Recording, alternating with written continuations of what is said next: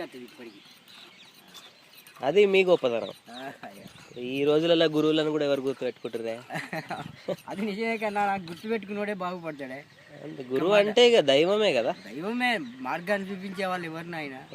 తల్లిదండ్రులు శరీరాన్ని ఇస్తారు అంతే, కానీ మార్గాన్ని చూపించేది వారే కదా.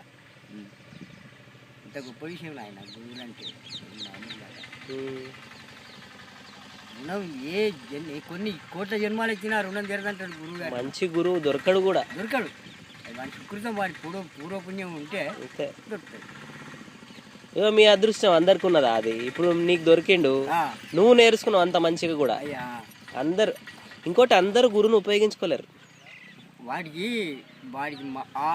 వాడి పూర్వజన్మలో కూడా చేసుకున్న పుణ్యం ఉన్నవాడిగే ఆ గురువుని చేరుకుంటాడు. గురువు గారి వల్ల వాడు తరిస్తాడు. గురువుని అర్థం చేసుకోగలుగుతాడు కూడా, తన విలువ తెలుస్తుంది. అందరికి తెలియదు. తెలియదు నాకు.